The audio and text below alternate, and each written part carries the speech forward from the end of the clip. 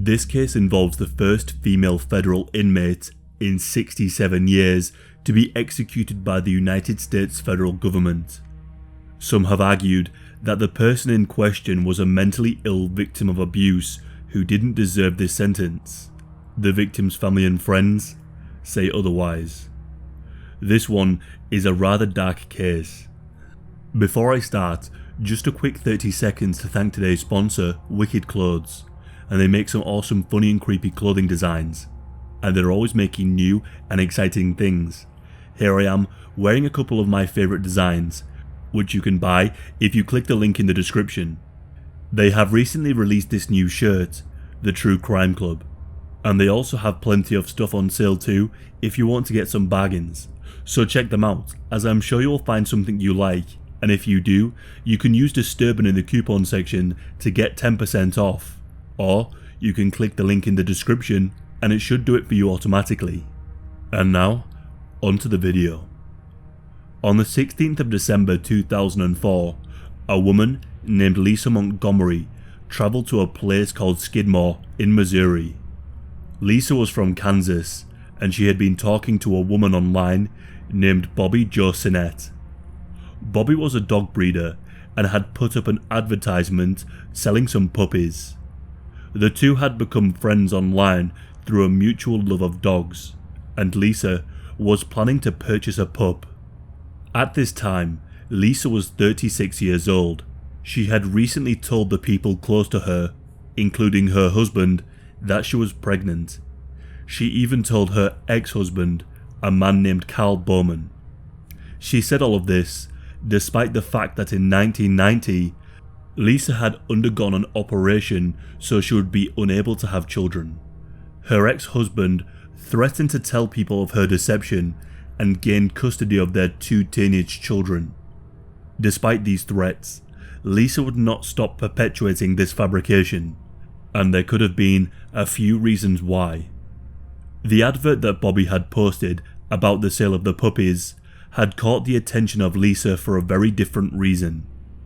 Bobbie's website included a photograph of her which clearly showed that she was heavily pregnant.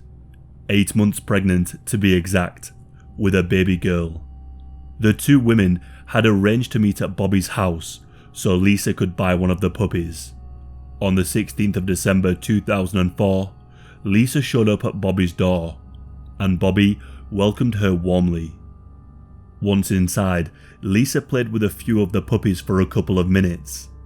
But once Bobbie was relaxed, and Lisa knew nobody else was inside, she started to strangle Bobbie, and when she was no longer conscious, Lisa grabbed a knife from the kitchen and began to slice and hack into Bobbie's abdomen. After cutting through some layers of fat, skin and organs, she pulled out her 8-month-old daughter from her stomach. Lisa then left the scene. At around 3 PM, Bobbie's mother Becky came over to the house and saw a sight that no mother should have to see. She found her own daughter lying on the floor with horrific wounds. Becky would later say that her daughter's wounds looked as if her stomach had exploded. Becky quickly contacted the emergency services, and the paramedics attempted to revive her on the scene. Unfortunately, these attempts would have proved to be unsuccessful. Bobbie had lost far too much blood, and was sadly pronounced dead at hospital. Due to the digital trail that Lisa had left behind with the messages that had the dates and times of when she would be at the house, she was quickly and easily identified as the main suspect in this disturbing case. After she carried out this twisted plan, she drove back to Kansas. On the way home, she clamped the umbilical cord and cleaned the baby girl with wipes. When she got back, she told people that this baby was her child. She went as far as to tell her husband Kevin that when he was at work, she had gone into labour while shopping and had given birth at a clinic. Even though the baby was pulled from Bobbie's stomach, and as a result was 1 month premature, she was thankfully healthy. Just 1 day after the crime had taken place, the police had managed to find Lisa and she was arrested. The baby girl was thankfully unharmed, and she was given back to her family and was raised by her father Zeb. Lisa was charged with kidnap and murder. Lisa's trial would begin in 2007, and she was represented by a public defense lawyer who had more of his clients sentenced to death than any other defense lawyer in America, a man named Fred Duckard. Fred came up with a peculiar legal argument. He said that she suffered from a rare mental illness called pseudopsychosis, which induced a delusion in her mind that Bobbie's baby was her own. The jury didn't believe a word. The prosecution built a case on the premise that Lisa killed Bobbie so she could steal her unborn daughter and attempt to pass off the baby as her own. They claimed that she was a manipulative woman with a history of faking pregnancies. They put forward in court that in an act of desperation, Lisa killed Bobbie and took the baby to prove her ex-husband Cal wrong, so he could no longer threaten her and attempt to gain custody of her 2 teenage children. Lisa's sister Diane testified that their mother had been abusive and neglectful towards them throughout their entire childhood. She said that this could have hindered her mental health and led to this crime taking place. After deliberating for 5 hours, the federal jury decided that Lisa should die for the crime she committed. She was sentenced to death on the 26th of October 2007. In 2016, a clinical social worker named Janet Vogelsang began working and talking to Lisa. Janet managed to gain her trust, and Lisa started to open up fully about the childhood trauma her sister had mentioned in court. Janet managed to compile a 184-page document which detailed her dark upbringing, unveiling some of the most despicable horrors that a child could suffer.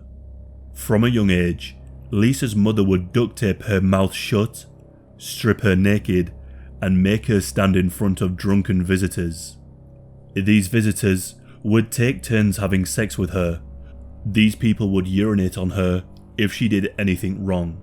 She was the victim of sex trafficking, among countless other disturbing acts which began at just the age of 4.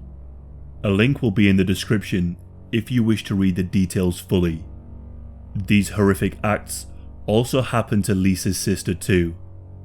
Lisa's mother also made her older sister beat Lisa with a board until she began to bleed.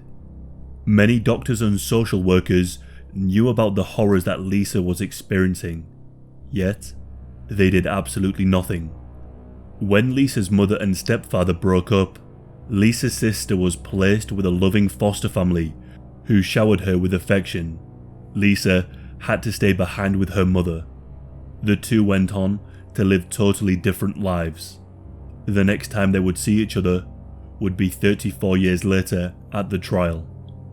When Lisa was analysed by professionals in prison, she was diagnosed with bipolar disorder, PTSD, anxiety, depression, psychosis, mood swings, disassociation, and memory loss.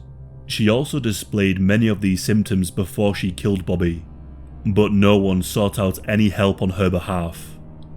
It was only years later, at an appeal with some different lawyers, did this information come to the fore.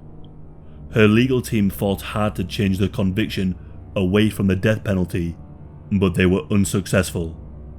Crimes such as this one invoke deep feelings of anger towards the perpetrator, and rightly so. But the majority of what Janet uncovered about Lisa's life was not revealed to a jury, and possibly because of this, an analysis of her mental health conditions were overlooked, and she was put to death on the 13th of January 2021 by lethal injection. Whether Lisa deserved the death penalty or not has been debated.